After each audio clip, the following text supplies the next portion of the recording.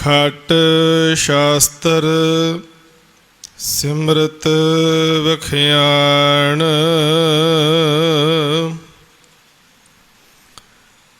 ਜੋਗ ਅਭਿਆਸ ਕਰਮ ਧਰਮ ਕਿਰਿਆ।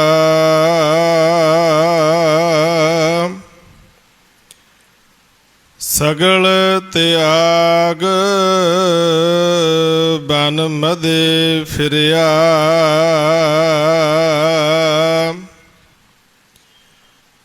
ਅਨੇਕ ਪ੍ਰਕਾਰ ਕੀਏ ਬਹੁ ਜਤਨਾ।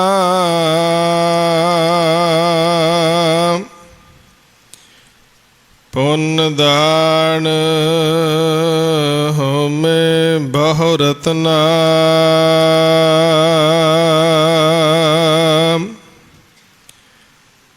ਸਰੀਰ ਕਟਾਏ ਹੋਮੈ ਕਰ ਰਾਤੀ।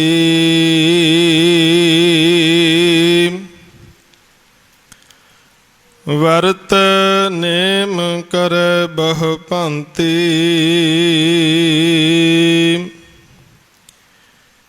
ਨਹੀਂ ਤੁਲ ਰਾਮ ਨਾਮ ਵਿਚਾਰ। ਨਾਨਕ ਗੁਰਮੁਖ ਨਾਮ ਜਪੀਐ ਇੱਕ ਬਾਰ। ਨਹੀਂ ਤੁਲ ਰਾਮ ਨਾਮ ਵਿਚਾਰ। ਨਾਨਕ ਗੁਰਮੁਖ ਨਾਮ ਜਪੀਐ ਇੱਕ ਬਾਰ।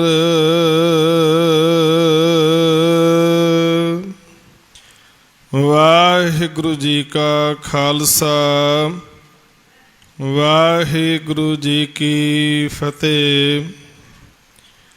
ਪਰਮ ਸਨਮਾਨਯੋਗ ਚਵਰ ਛਤਰ ਤਖਤ ਦੇ ਮਾਲਕ ਹਾਜ਼ਰਾ ਹਜੂਰ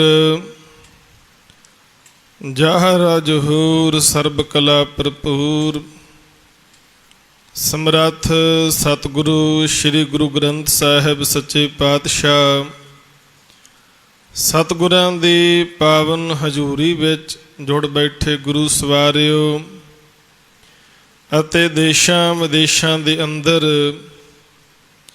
ਘਰਾਂ ਵਿੱਚ ਬੈਠ ਕਰਕੇ ਫਤਿਹ ਟੀਵੀ ਦੁਆਰਾ ਸਿੱਧੇ ਪ੍ਰਸਾਰਣ ਦੇ ਰਾਹੀਂ ਸਤਿਗੁਰਾਂ ਦੀ ਪਾਵਨ ਬਾਣੀ ਆਸਾ ਦੀ ਵਾਰ ਦਾ ਕੀਰਤਨ ਸਰਵਨ ਕਰ ਰਹੇ ਗੁਰੂ ਸਵਾਰਿਓ ਆਪ ਸਭ ਅਤਿਅੰਤ ਵਡਭਾਗੇ ਹੋ।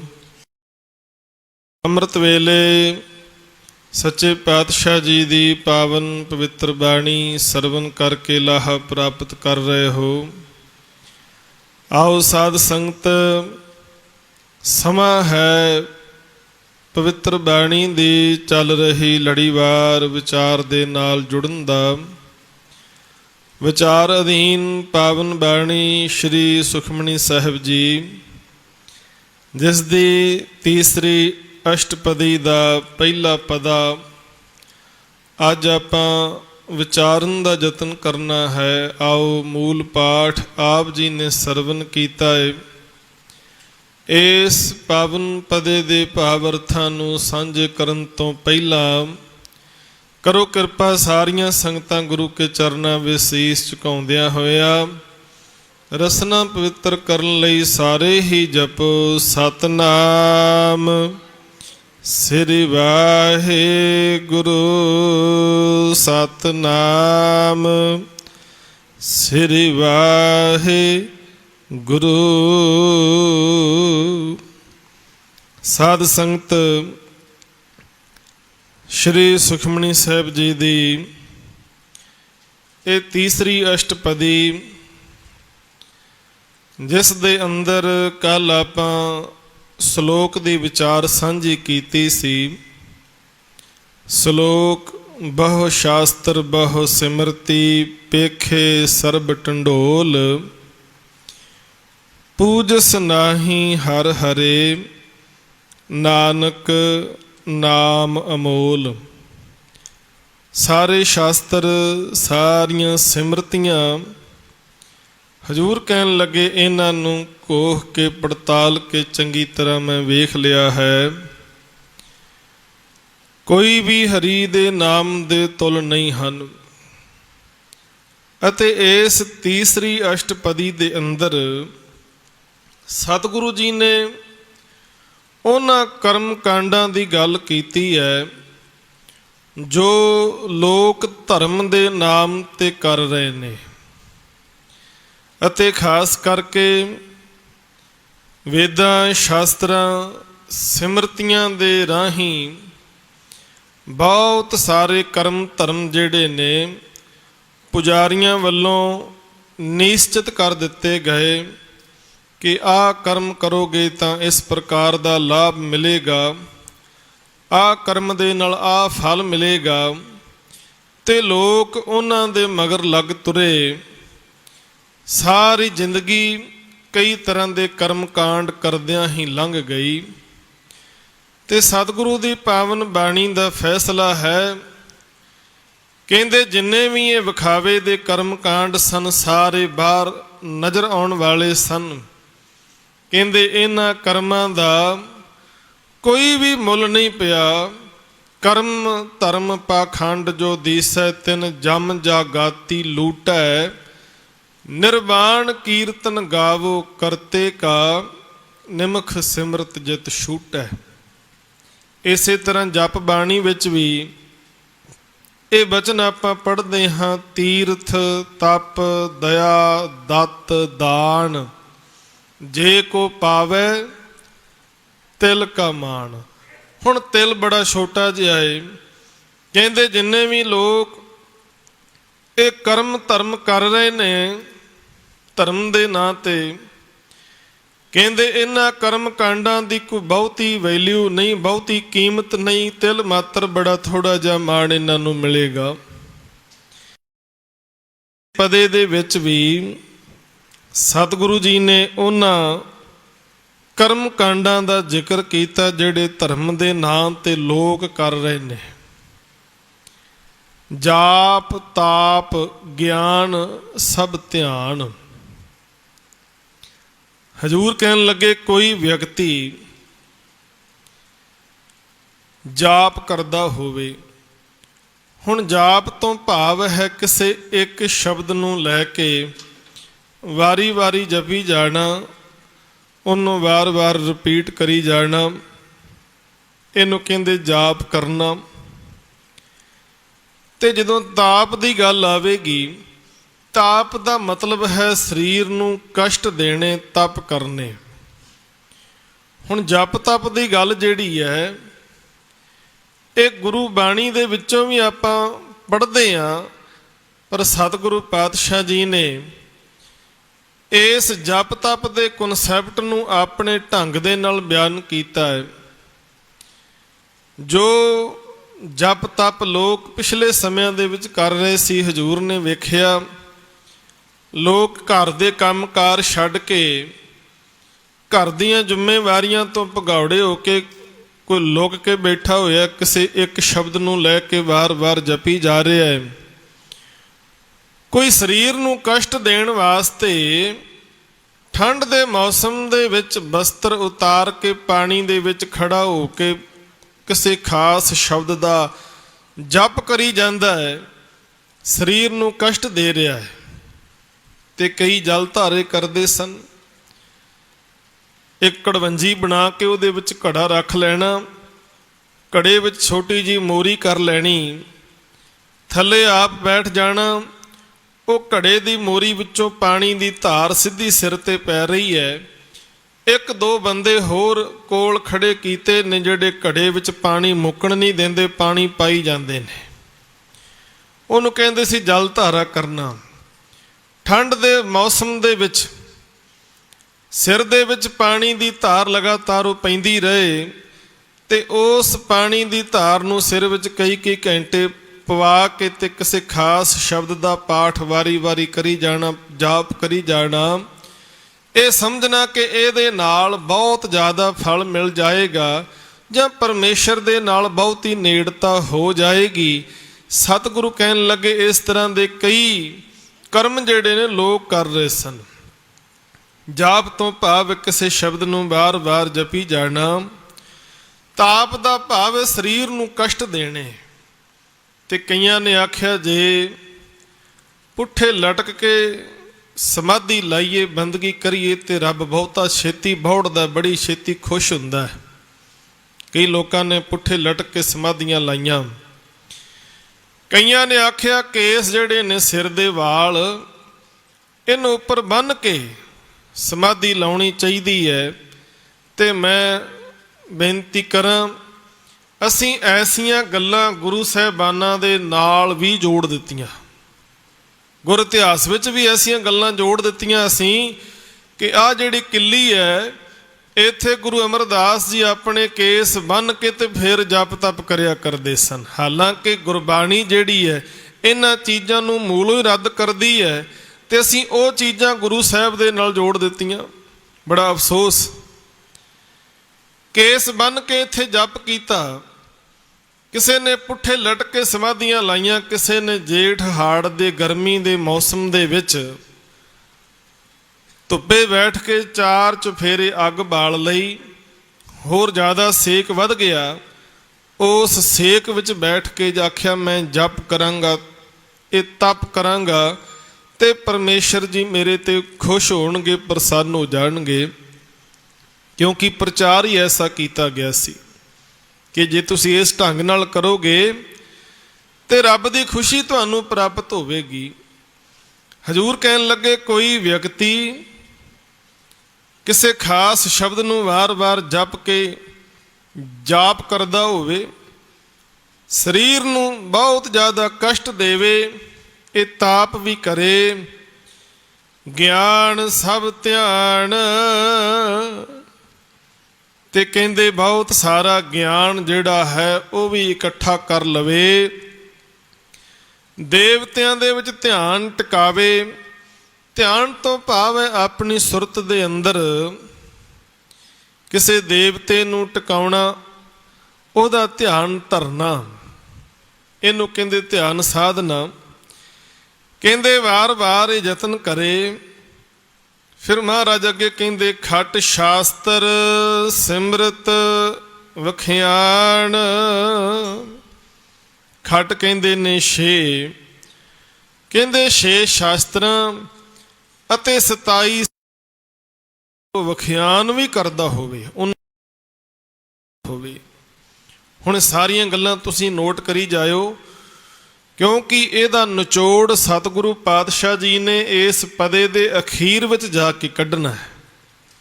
ਪਹਿਲੀ ਬਾਤ, ਜਾਪ ਕਰੇ, ਕਿਸੇ ਇੱਕ ਖਾਸ ਸ਼ਬਦ ਨੂੰ ਲੈ ਕੇ ਵਾਰ-ਵਾਰ ਜਪੇ, ਸਰੀਰ ਨੂੰ ਕਸ਼ਟ ਦੇਵੇ, ਬਹੁਤ ਸਾਰਾ ਗਿਆਨ ਹਾਸਲ ਕਰ ਲਵੇ, ਬਹੁਤ ਜ਼ਿਆਦਾ ਧਿਆਨ ਟਿਕਾ ਕੇ ਰੱਖੇ, ਦੇਵਤਿਆਂ ਦੇ ਵਿੱਚ ਸੁਰਤ ਜੋੜ ਲਵੇ। ਖਟ ਸ਼ਾਸਤਰ ਸਿਮਰਤ ਵਖਿਆਨ। ਵਿਖਿਆਨ ਤੋਂ ਭਾਵ ਹੈ ਉਹਨਾਂ ਦੀ ਵਿਆਖਿਆ ਕਰਨੀ, ਬੋਲ ਕੇ ਵਿਖਿਆਨ ਕਰਨਾ। ਕਹਿੰਦੇ 6 ਸ਼ਾਸਤਰ ਅਤੇ 27 ਸਿਮਰਤੀਆਂ ਦਾ ਵਿਖਿਆਨ ਵੀ ਮੁਖ ਤੋਂ ਕਰਦਾ ਹੋਵੇ। ਜੋਗ ਅਭਿਆਸ ਕਰਮ ਧਰਮ ਕਿਰਿਆ। ਸਤਿਗੁਰੂ ਕਹਿੰਦੇ ਇੱਥੇ ਬਸ ਨਹੀਂ, ਉਹ ਜੋਗੀਆਂ ਵਾਲੇ ਸਾਰੇ ਅਭਿਆਸ ਜਿਹੜੇ ਨੇ ਉਹ ਵੀ ਕਰਦਾ ਹੋਵੇ। ਜੋਗ ਅਭਿਆਸ। ਹੁਣ ਜਦੋਂ ਜੋਗ ਦੀ ਗੱਲ ਆਉਂਦੀ ਹੈ ਤੇ ਆਪਾਂ ਵੇਣੇ ਜੋਗੀ ਜਿਹੜੇ ਨੇ ਉਹ ਕਈ ਤਰ੍ਹਾਂ ਦੇ ਆਸਨ ਕਰਦੇ ਨੇ, ਤੇ ਉਹਨਾਂ ਆਸਨਾਂ ਦੀ ਗਿਣਤੀ ਜਿਹੜੀ ਹੈ ਬਹੁਤ ਜ਼ਿਆਦਾ, ਪਰ ਮੋਟੇ ਤੌਰ ਤੇ 84 ਆਸਨ ਜਿਹੜੇ ਨੇ ਉਹ ਜੋਗੀਆਂ ਦੇ ਮੰਨੇ ਗਏ ਨੇ। ਤੇ ਬਾਣੀ ਦੇ ਵਿੱਚ ਵੀ ਆਪਾਂ ਪੜ੍ਹਦੇ ਹਾਂ, ਜੋਗ ਸਿੱਧ ਆਸਨ 84 ਇਹ ਭੀ ਕਰ ਕਰ ਰਹਿਆ, ਵੱਡੀ ਆਰਜਾ ਫਿਰ ਜਨਮੇ, ਹਰ ਸਿਉ ਸੰਗ ਨਾ ਗਹਿਆ। ਕਹਿੰਦੇ ਜੋਗੀ 84 ਆਸਨ ਕਰਦੇ ਨੇ, ਬੜਾ ਉਹਨਾਂ ਦਾ ਅਭਿਆਸ ਹੈ। ਕਹਿੰਦੇ ਕੋਈ ਵਿਅਕਤੀ ਉਹ ਸਾਰੇ ਜੋਗ ਦੇ ਆਸਨ ਵੀ ਸਿੱਖ ਲਵੇ, ਉਹਨਾਂ ਦਾ ਅਭਿਆਸੀ ਵੀ ਬਣ ਜਾਵੇ, ਕਰਮ ਧਰਮ ਕਿਰਿਆ, ਤੇ ਕਹਿੰਦੇ ਉਹ ਵਿਅਕਤੀ ਸਿਮਰਤੀਆਂ ਵੇਦਾਂ ਸ਼ਾਸਤਰਾਂ ਦੇ ਦੱਸੇ ਮੁਤਾਬਕ ਸਾਰੇ ਹੀ ਕਰਮ ਕਾਂਡ ਕਰਦਾ ਹੋਵੇ। ਸਗਲ ਤਿਆਗ ਬਨ ਮਦੇ ਫਿਰਿਆ। ਕਹਿੰਦੇ ਯੋਗ ਅਭਿਆਸ ਕਰਨ ਤੋਂ ਇਲਾਵਾ ਵੇਦਾਂ ਦੇ ਮੁਤਾਬਕ ਦੱਸੇ ਹੋਏ ਸਾਰੇ ਕਰਮ ਕਾਂਡ ਕਰਦਾ ਹੋਵੇ। ਕਹਿੰਦੇ ਇੱਥੇ ਬਸ ਨਹੀਂ, ਉਹ ਵਿਅਕਤੀ ਸਾਰਾ ਕੁਝ ਤਿਆਗ ਕੇ ਜੰਗਲਾਂ ਦੇ ਵਿੱਚ ਵੀ ਭਰਮਣ ਕਰੇ। ਸਗਲ ਤਿਆਗ ਬਨ ਮਦੇ ਫਿਰਿਆ। ਇਹ ਵੀ ਵਿਚਾਰ ਸੀ ਕਿ ਜੇ ਭਾਈ ਤੁਸੀਂ ਪਰਮੇਸ਼ਰ ਨੂੰ ਮਿਲਣਾ ਹੈ ਨਾ, ਤੇ ਘਰ ਤਿਆਗ ਦਿਓ, ਪਰਿਵਾਰ ਤਿਆਗ ਦਿਓ, ਬੱਚੇ ਛੱਡ ਦਿਓ। ਬੜੇ ਲੋਕ ਐਸੇ ਸਨ ਜਿਨ੍ਹਾਂ ਨੇ ਪੁਜਾਰੀਆਂ ਦੇ ਪਿੱਛੇ ਲੱਗ ਕੇ ਸਾਰਾ ਕੁਝ ਕੀਤਾ, ਤੇ ਪੁਜਾਰੀ ਵਰਗ ਜਿਹੜਾ ਹੈ ਬੜਾ ਹੁਸ਼ਿਆਰ ਸੀ। ਉਹਨਾਂ ਨੇ ਇਹ ਵੀ ਸਕੀਮ ਘੜ ਲਈ। ਆਖਿਆ ਜੇ ਤੁਸੀਂ ਰੱਬ ਨੂੰ ਮਿਲਣਾ ਹੈ ਸਾਰਾ ਕੁਝ ਦਾਨ ਕਰ ਦਿਓ ਸਾਨੂੰ। ਆਖਿਆ ਸਾਰਾ ਕੁਝ ਸਾਨੂੰ ਦਾਨ ਕਰ ਦਿਓ, ਘਰ ਪਰਿਵਾਰ, ਘੋੜੇ, ਹਾਥੀ, ਸੋਨਾ, ਚਾਂਦੀ, ਘਰ ਵਾਲੀ ਵੀ ਜਿਹੜੀ ਹੈ ਉਹ ਵੀ ਸਾਨੂੰ ਦਾਨ ਵਿੱਚ ਦੇ ਦਿਓ। ਤੇ ਬਾਣੀ ਦੇ ਵਿੱਚ ਹਵਾਲਾ ਮਿਲਦਾ, ਸੇਜਾ ਨਾਰੀ ਭੂਮ ਦਾਨ। ਕਹਿੰਦੇ ਲੋਕਾਂ ਨੇ ਆਪਣੀਆਂ ਘਰ ਵਾਲੀਆਂ ਵੀ ਦਾਨ ਕਰ ਦਿੱਤੀਆਂ ਪੁਜਾਰੀਆਂ ਨੂੰ। ਜਿੱਥੇ ਹਾਥੀ, ਘੋੜੇ, ਜ਼ਮੀਨ ਜਾਇਦਾਦ ਦਾਨ ਕੀਤੀ, ਉੱਥੇ ਆਪਣੇ ਪਰਿਵਾਰ ਤੱਕ ਵੀ ਦਾਨ ਕਰ ਦਿੱਤੇ ਕਿ ਇਹ ਸਾਰਾ ਕੁਝ ਕਰਨ ਤੋਂ ਬਾਅਦ ਸਾਨੂੰ ਸਵਰਗ ਮਿਲ ਜਾਏਗਾ। ਇਹੋ ਜਿਹਾ ਭਰਮ ਜਾਲ ਪੈਦਾ ਕੀਤਾ। ਲੋਕ ਜਿਹੜੇ ਸਨ ਸਾਰਾ ਕੁਝ ਛੱਡ ਕੇ ਤਿਆਗੀ ਬਣ ਕੇ ਬਹਿ ਗਏ, ਜੰਗਲਾਂ ਦੇ ਵਿੱਚ ਭਰਮਣ ਕਰਨ ਲੱਗੇ। ਤੇ ਮਹਾਰਾਜ ਇਸ ਪਦੇ ਵਿੱਚ ਵੀ ਕਹਿੰਦੇ ਨੇ, ਸਗਲ ਤਿਆਗ ਬਨ ਮਦੇ ਫਿਰਿਆ। ਕਹਿੰਦੇ ਉਹ ਵਿਅਕਤੀ ਸਾਰਾ ਕੁਝ ਤਿਆਗ ਕੇ ਜੰਗਲਾਂ ਦਾ ਭਰਮਣ ਵੀ ਕਰਦਾ ਹੋਵੇ। ਅਨਕ ਪ੍ਰਕਾਰ ਕੀਏ ਬਹੁ ਜਤਨਾ। ਅਨਕ ਪ੍ਰਕਾਰ ਤੋਂ ਭਾਵ ਹੈ ਕਈ ਤਰ੍ਹਾਂ ਦੇ ਯਤਨਾਂ ਦੇ ਵਿੱਚ ਲੱਗਾ ਰਵੇ, ਕਈ ਤਰ੍ਹਾਂ ਦੇ ਕਰਮ ਕਾਂਡ ਉਹ ਲਗਾਤਾਰ ਕਰਦਾ ਹੀ ਰਹੇ। ਪੁੰਨ ਦਾਨ ਹੋਮੇ ਬਹੁ ਰਤਨਾ। ਹੁਣ ਜਿਹੜਾ ਰਤਨਾ ਸ਼ਬਦ ਹੈ ਘਿਓ ਵਾਸਤੇ ਵਰਤਿਆ ਜਾਂਦਾ, ਦੇਸੀ ਘਿਓ। ਪੁੰਨ ਦਾਨ ਹੋਮੇ ਬਹੁ ਰਤਨਾ। ਕਹਿੰਦੇ ਕਈ ਤਰ੍ਹਾਂ ਦੇ ਹੋਮ ਜਗ ਕਰੇ, ਉਹਦੇ ਵਿੱਚ ਬਹੁਤ ਸਾਰਾ ਦੇਸੀ ਘਿਓ ਜਿਹੜਾ ਹੈ ਉਹ ਬਾਲ ਕੇ ਜਗ ਕਰੇ, ਤੇ ਬਹੁਤ ਸਾਰੇ ਪਦਾਰਥਾਂ ਨੂੰ ਦਾਨ ਕਰ ਦੇਵੇ, ਕਈ ਪੁੰਨ ਦੇ ਕਰਮ ਵੀ ਕਰੇ। ਸਰੀਰ ਕਟਾਏ ਹੋਮੈ ਕਰ ਰਾਤੀ। ਤੇ ਸਤਿਗੁਰੂ ਕਹਿੰਦੇ ਇਕੱਲਾ ਪੁੰਨ ਦਾਨ ਹੀ ਨਾ ਕਰਦਾ ਹੋਵੇ, ਜਗ ਦੇ ਵਿੱਚ ਘਿਓ ਵੀ ਪਾਵੇ। ਤੇ ਕਹਿੰਦੇ ਘਿਓ ਹੀ ਨਹੀਂ, ਆਪਣੇ ਸਰੀਰ ਨੂੰ ਆਰੇ ਨਾਲ ਚਰਵਾ ਕੇ ਉਹਦੇ ਛੋਟੇ ਛੋਟੇ ਟੁਕੜੇ ਕਰਾ ਕੇ ਹੋਮ ਦੇ ਵਿੱਚ ਪਾ ਦੇਵੇ। ਇਹ ਵੀ ਸਾਧ ਸੰਗਤ ਪੁਜਾਰੀਆਂ ਦੀ ਇੱਕ ਬਹੁਤ ਵੱਡੀ ਕਾਢ ਕੱਢੀ ਉਹਨਾਂ ਨੇ। ਉਹ ਕਹਿਣ ਲੱਗੇ ਵੀ ਜੇ ਤੁਸੀਂ ਸਵਰਗ ਚਾਹੁੰਦੇ ਹੋ ਨਾ, ਤੇ ਉਹਦੇ ਵਾਸਤੇ ਇੱਕ ਕੰਮ ਤੁਹਾਨੂੰ ਕਰਨਾ ਪਵੇਗਾ। ਹੈ ਥੋੜਾ ਜਿਹਾ ਔਖਾ, ਪਰ ਜੇ ਕੋਈ ਕਰ ਲਵੇ ਤੇ ਸਿੱਧੀ ਸਵਰਗ ਦੀ ਟਿਕਟ ਉਹਨੂੰ ਮਿਲ ਜਾਏਗੀ। ਤੇ ਲੋਕ ਜਿਹੜੇ ਸਨ ਸਵਰਗ ਦੀ ਲਾਲਸਾ ਦੇ ਵਿੱਚ ਆ ਕੇ ਕਹਿਣ ਲੱਗੇ, ਜੀ ਕਿਹੜਾ ਕੰਮ ਹੈ ਦੱਸੋ, ਅਸੀਂ ਔਖੇ ਤੋਂ ਔਖਾ ਕੰਮ ਵੀ ਕਰ ਲਵਾਂਗੇ। ਉਹ ਕਹਿੰਦੇ ਤੁਹਾਡੇ ਕੋਲ ਹੋਣਾ ਨਹੀਂ। ਕਹਿੰਦੇ ਦੱਸੋ ਤੇ ਸਹੀ। ਕਹਿੰਦੇ ਭਾਈ ਜੇ ਤੁਸੀਂ ਆਪਣਾ ਆਪ ਆਰੇ ਨਾਲ ਚਰਵਾ ਕੇ ਸਰੀਰ ਦੇ ਛੋਟੇ ਛੋਟੇ ਟੋਟੇ ਕਰਵਾ ਕੇ ਹਵਨ ਕੁੰਡ ਵਿੱਚ ਪਵਾ ਦਿਓਗੇ ਤਾਂ ਤੁਹਾਨੂੰ ਸਿੱਧਾ ਸਵਰਗ ਮਿਲ ਜਾਏਗਾ। ਤੇ ਹੁਣ ਜਿਹੜਾ ਬੰਦਾ ਸੋਚਦਾ ਵੀ ਹੈ ਤਾਂ ਕੰਮ ਔਖਾ, ਪਰ ਉਧਰੋਂ ਵੀ ਸਿੱਧੀ ਸਵਰਗ ਦੀ ਟਿਕਟ ਮਿਲਣੀ ਹੈ, ਇਸ ਕਰਕੇ ਇੱਕ ਵਾਰੀ ਔਖਾ ਸੌਖੇ ਹੋ ਕੇ ਕੰਮ ਕਰ ਹੀ ਲਈਏ। ਬਹੁਤ ਸਾਰੇ ਲੋਕਾਂ ਨੇ ਬਨਾਰਸ ਦੀ ਧਰਤੀ ਤੇ ਜਾ ਜਾ ਕੇ ਆਪਣਾ ਆਪ ਆਰੇ ਨਾਲ ਚਰਵਾ ਲਿਆ, ਸਰੀਰ ਦੇ ਟੋਟੇ ਟੋਟੇ ਕਰਵਾ ਕੇ ਹਵਨ ਦੇ ਵਿੱਚ ਪਵਾਏ। ਇਹ ਗੱਲਾਂ ਬਕਾਇਦਾ ਜਿਹੜੀਆਂ ਨੇ ਪ੍ਰੂਫ ਸਹਿਤ ਅੱਜ ਮਿਲਦੀਆਂ ਨੇ। ਗੁਰਬਾਣੀ ਦੇ ਵਿੱਚ ਵੀ ਇਹਦੇ ਬਕਾਇਦਾ ਹਵਾਲੇ ਦਿੱਤੇ ਗਏ ਤੇ ਉਹਨਾਂ ਦੇ ਅੰਦਰ ਜਿੰਨੇ ਵੀ ਲੋਕਾਂ ਨੇ ਆਪਣੇ ਆਪ ਨੂੰ ਆਰੇ ਨਾਲ ਚਰਵਾਇਆ ਸੀ ਸਾਧ ਸੰਗਤ, ਉਹਦੇ ਵਿੱਚ ਕੋਈ ਵੀ ਜਿਹੜਾ ਬੰਦਾ ਹੈ ਉਹ ਬ੍ਰਾਹਮਣ ਪਰਿਵਾਰ ਵਿੱਚੋਂ ਨਹੀਂ ਸੀ। ਉਹ ਹੋਰ ਜਾਤੀਆਂ ਜਿਹੜੀਆਂ ਸਨ ਉਹਨਾਂ ਨੂੰ ਮਗਰ ਲਾ ਕੇ ਸਾਰਾ ਕੁਝ ਕੀਤਾ ਗਿਆ ਤੇ ਬ੍ਰਾਹਮਣ ਆਪ ਜਾਣਦਾ ਸੀ ਵੀ ਇਹ ਸਾਰਾ ਕੁਝ ਜਿਹੜਾ ਏ ਕਰਮ ਕਾਂਡ ਹੀ, ਇਹਦੇ ਵਿੱਚੋਂ ਨਿਕਲਣ ਵਾਲਾ ਕੁਝ ਵੀ ਨਹੀਂ। ਇਸ ਕਰਕੇ ਉਹ ਮਰਨ ਵਾਲਿਆਂ ਦੇ ਵਿੱਚ ਇੱਕ ਵੀ ਬ੍ਰਾਹਮਣ ਨਹੀਂ ਸੀ, ਹੋਰ ਲੋਕਾਂ ਨੂੰ ਮਗਰ ਲਾਇਆ ਗਿਆ। ਤਾਂ ਸਤਿਗੁਰੂ ਜੀ ਕਿਰਪਾ ਕਰ ਰਹੇ ਨੇ। ਸਰੀਰ ਕਟਾਏ ਹਉਮੈ ਕਰ ਰਾਤੀ, ਕਹਿੰਦੇ ਰਤੀ ਰਤੀ ਆਪਣੇ ਸਰੀਰ ਨੂੰ ਕਟਾ ਲਵੇ ਤੇ ਹੋਮ ਦੇ ਵਿੱਚ, ਹਵਨ ਦੇ ਵਿੱਚ, ਕੁੰਡ ਦੇ ਵਿੱਚ ਪਵਾ ਦੇਵੇ। ਵਰਤ ਨੇਮ ਕਰੈ ਬਹੁ ਭਾਂਤੀ,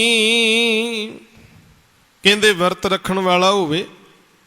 ਨੇਮ ਦਾ ਅਰਥ ਹੈ ਬਹੁਤ ਬੰਦੇਜ ਰੱਖਣ ਵਾਲਾ, ਪੂਰਾ ਤਕੜਾਈ ਦੇ ਨਾਲ ਵਰਤ ਰੱਖਣ ਵਾਲਾ ਹੋਵੇ। ਬਹੁਤ ਸਾਰੇ ਨੇਮ ਦੇ ਨਾਲ ਕਈ ਤਰੀਕਿਆਂ ਦੇ ਕਰਮ ਕਾਂਡ ਕਰਨ ਵਾਲਾ ਹੋਵੇ। ਇਹ ਸਾਰਾ ਕੁਝ ਸਤਿਗੁਰੂ ਪਾਤਸ਼ਾਹ ਨੇ ਗਿਣਾ ਕੇ ਤੇ ਆਖਰ ਦੇ ਵਿੱਚ ਕੀ ਨਿਚੋੜ ਕੱਢਿਆ। ਕਹਿੰਦੇ ਐਸਾ ਵਿਅਕਤੀ ਜਿਹੜਾ ਕਿਸੇ ਖਾਸ ਸ਼ਬਦ ਨੂੰ ਲੈ ਕੇ ਵਾਰ-ਵਾਰ ਜਾਪ ਕਰੇ, ਸਰੀਰ ਨੂੰ ਤਪਾਵੇ, ਕਈ ਤਰ੍ਹਾਂ ਦੇ ਕਸ਼ਟ ਦੇਵੇ ਸਰੀਰ ਨੂੰ, ਕਹਿੰਦੇ ਬਹੁਤ ਸਾਰਾ ਗਿਆਨ ਇਕੱਠਾ ਕਰ ਲਵੇ, ਦੇਵਤਿਆਂ ਵਿੱਚ ਧਿਆਨ ਜੋੜ ਕੇ ਰੱਖੇ, ਸਿਮਰਤੀਆਂ ਸ਼ਾਸਤਰਾਂ ਦਾ ਵਿਖਿਆਨ ਮੁਖ ਤੋਂ ਕਰੇ, ਜੋਗੀਆਂ ਵਾਲੇ ਸਾਰੇ ਆਸਨ ਕਰਦਾ ਹੋਵੇ, ਧਰਮ ਗ੍ਰੰਥਾਂ ਦੇ ਦੱਸੇ ਮੁਤਾਬਕ ਸਾਰੇ ਕਰਮ ਕਾਂਡ ਕਰੇ, ਸਭ ਕੁਝ ਤਿਆਗ ਕੇ ਜੰਗਲਾਂ ਦੇ ਵਿੱਚ ਘੁੰਮੇ। ਇਹਦੇ ਨਾਲ ਨਾਲ ਕਹਿੰਦੇ ਬਹੁਤ ਸਾਰੇ ਪਦਾਰਥ ਦਾਨ ਕਰਕੇ, ਕਈ ਜਿਹੜੇ ਪਦਾਰਥ ਨੇ ਘਿਓ ਵਰਗੇ ਕੀਮਤੀ, ਉਹਨਾਂ ਦਾ ਹਵਨ ਵੀ ਕਰੇ, ਆਪਣੇ ਸਰੀਰ ਨੂੰ ਵੀ ਕੱਟ ਕੇ ਹਵਨ ਦੇ ਵਿੱਚ ਪਾ ਦੇਵੇ। ਕਹਿੰਦੇ ਸਾਰਾ ਕੁਝ ਕਰਨ ਵਾਲਾ ਵਿਅਕਤੀ ਨਹੀਂ ਤੁਲ ਰਾਮ ਨਾਮ ਵਿਚਾਰ। ਕਹਿੰਦੇ ਭਲਿਓ ਇਹ ਸਾਰੇ ਕਰਮ ਕਾਂਡ ਜਿਹੜੇ ਆਪਾਂ ਉੱਪਰ ਗਿਣ ਕੇ ਆਏ ਆ ਨਾ, ਸਤਿਗੁਰੂ ਨੇ ਫੈਸਲਾ ਦਿੱਤਾ ਨਹੀਂ ਤੁਲ। ਤੁਲ ਦਾ ਮਤਲਬ ਹੈ ਬਰਾਬਰ। ਰਾਮ ਨਾਮ ਵਿਚਾਰ, ਕਹਿੰਦੇ ਪਰਮੇਸ਼ਰ ਦੇ ਨਾਮ ਦੀ ਵਿਚਾਰ ਦੇ ਤੁਲ ਕੁਝ ਵੀ ਨਹੀਂ। ਇਹ ਸਾਰੇ ਕਰਮ ਕਾਂਡ ਨਾਮ ਦੀ ਬਰਾਬਰੀ ਨਹੀਂ ਕਰ ਸਕਦੇ, ਨਾਮ ਦੀ ਵਿਚਾਰ ਦੇ ਤੁਲ ਨਹੀਂ ਹਨ। ਇਸ ਕਰਕੇ ਕੀ ਕਰੋ, ਨਾਨਕ ਗੁਰਮੁਖ ਨਾਮ ਜਪੀਏ ਇੱਕ ਬਾਰ। ਗੁਰੂ ਨਾਨਕ ਸਾਹਿਬ ਜੀ ਪੰਜਵੇਂ ਸਰੂਪ ਦੇ ਵਿੱਚ ਕਿਰਪਾ ਕਰ ਰਹੇ ਨੇ। ਹੈ ਭਾਈ, ਇਹ ਸਾਰੇ ਕਰਮ ਕਾਂਡ ਨਾਮ ਦੀ ਬਰਾਬਰੀ ਨਹੀਂ ਕਰਦੇ। ਗੁਰੂ ਦੀ ਸ਼ਰਨ ਪੈ ਕੇ ਭਾਵੇਂ ਇੱਕ ਵੇਰਾ ਹੀ, ਇੱਕ ਚਿੱਤ ਹੋ ਕੇ ਭਾਵੇਂ ਇੱਕ ਵੇਰਾ ਪਰਮੇਸ਼ਰ ਨੂੰ ਯਾਦ ਕਰ ਲਈਏ ਤਾਂ ਵੀ ਜ਼ਿੰਦਗੀ ਸਫਲ ਹੋ ਜਾਏਗੀ। ਪਰ ਇਹ ਸਾਰੇ ਕੀਤੇ ਕਰਮ ਕਾਂਡ ਨਾਮ ਦੇ ਬਰਾਬਰ ਨਹੀਂ ਹਨ। ਤੇ ਬਚਨ ਆਪਾਂ ਪੜ੍ਹਦੇ ਹਾਂ, ਏਕ ਚਿੱਤ ਜਹ ਇੱਕ ਛਿਨ ਧਿਆਇਓ, ਕਾਲ ਫਾਸ ਕੇ ਬੀਚ ਨਾ ਆਇਓ। ਜਿਹੜਾ ਗੁਰੂ ਕੇ ਸਨਮੁਖ ਹੋ ਕੇ ਵਾਹਿਗੁਰੂ ਨੂੰ, ਪਰਮੇਸ਼ਰ ਨੂੰ ਚੇਤੇ ਕਰੇ, ਸਿਮਰੇ, ਕਹਿੰਦੇ ਇੱਕ ਵਾਰੀ ਵੀ ਜਿਸ ਨੇ ਸੁਰਤ ਨੂੰ ਟਿਕਾ ਕੇ ਧਿਆਨ ਜੋੜ ਕੇ ਵਾਹਿਗੁਰੂ ਨੂੰ ਸਿਮਰ ਲਿਆ, ਗੁਰੂ ਦੀ ਸ਼ਰਨ ਪੈ ਕੇ, ਸਮਝੋ ਉਸ ਦਾ ਸੰਸਾਰ ਤੇ ਆਉਣਾ ਸਫਲ ਹੋ ਗਿਆ। ਉਹਨੂੰ ਇਹਨਾਂ ਕਰਮ ਕਾਂਡਾਂ ਵਿੱਚ ਪੈਣ ਦੀ ਬਿਲਕੁਲ ਵੀ ਲੋੜ ਨਹੀਂ ਹੈ। ਇਹ ਕਰਮ ਕਾਂਡ ਜਿਹੜੇ ਨੇ ਸਤਿਗੁਰੂ ਕਹਿੰਦੇ ਇਸ ਦੁਨੀਆ ਦੇ ਵਿੱਚ ਹੀ ਰਹਿ ਜਾਂਦੇ ਨੇ। ਇਹ ਵਿਖਾਵੇ ਦੇ ਕਰਮ ਨੇ। ਇਹਨਾਂ ਦੀ ਮਾਲਕ ਦੇ ਘਰ, ਪਰਮੇਸ਼ਰ ਦੇ ਘਰ ਜਾ ਕੇ ਕੋਈ ਕੀਮਤ ਨਹੀਂ ਪੈਂਦੀ, ਕੋਈ ਵੈਲਿਊ ਨਹੀਂ ਹੈ। ਨਹੀਂ ਤੁਲ ਰਾਮ ਨਾਮ ਵਿਚਾਰ, ਨਾਨਕ ਗੁਰਮੁਖ ਨਾਮ ਜਪੀਐ ਇੱਕ ਬਾਰ। ਤੋ ਸਤਿਗੁਰੂ ਰਹਿਮਤ ਕਰਨ। ਇਸ ਸਮੁੱਚੀ ਅਸ਼ਟਪਦੀ ਦੇ ਵਿੱਚ ਸਤਿਗੁਰੂ ਨੇ ਕਰਮ ਕਾਂਡਾਂ ਦੀ ਗੱਲ ਹੀ ਕੀਤੀ ਹੈ। ਅੱਗੇ ਹੋਰ ਬੜੇ ਕਰਮ ਕਾਂਡ ਨੇ ਜਿਹੜੇ ਲੋਕ ਕਰ ਰਹੇ ਨੇ ਤੇ ਆਪਾਂ ਆਉਣ ਵਾਲੇ ਦਿਨਾਂ ਵਿੱਚ ਇਹਦੀ ਵਿਚਾਰ ਸਾਂਝੀ ਕਰਾਂਗੇ। ਪਰ ਦੁੱਖ ਉਸ ਵੇਲੇ ਹੁੰਦਾ ਹੈ ਜਦੋਂ ਇਹ ਬਾਣੀ ਪੜ੍ਹਨ ਵਾਲੇ ਵੀ ਕਰਮ ਕਾਂਡਾਂ ਵਿੱਚ ਉਲਝੇ ਫਿਰਦੇ ਨੇ। ਉਹ ਵੀ ਜਾ ਜਾ ਕੇ ਲੋਕਾਂ ਨੂੰ ਹੱਥ ਵਿਖਾਉਂਦੇ ਨੇ, ਚੰਗੇ ਮਾੜੇ ਦਿਨਾਂ ਦੀ ਵਿਚਾਰ ਕਰਦੇ ਨੇ, ਰੱਖਾਂ ਧਾਗੇ ਤਵੀਤ ਤੇ ਟੂਣੇ ਟੱਪਿਆਂ ਵਿੱਚ ਵਿਸ਼ਵਾਸ ਕਰਦੇ ਨੇ। ਨਾਲ ਇਹ ਬਾਣੀ ਵੀ ਪੜ੍ਹੀ ਜਾਣਗੇ ਤੇ ਕਈਆਂ ਨੂੰ ਇਹ ਬਾਣੀ ਕੰਠ ਵੀ ਹੈ। ਕਈ ਕਹਿਣਗੇ ਬੜੇ ਮਾਣ ਨਾਲ, ਜੀ ਮੈਨੂੰ ਸ੍ਰੀ ਸੁਖਮਨੀ ਸਾਹਿਬ ਦੀ ਬਾਣੀ ਜਿਹੜੀ ਹੈ ਉਹ ਜ਼ੁਬਾਨੀ ਯਾਦ ਹੈ। ਤੇ ਸਾਧ ਸੰਗਤ ਜੀ ਬਹੁਤ ਮੁਬਾਰਕ ਹੈ ਜਿਨ੍ਹਾਂ ਨੂੰ ਇਹ ਬਾਣੀ ਜ਼ੁਬਾਨੀ ਯਾਦ ਹੋ ਗਈ, ਕੰਠ ਹੋ ਗਈ।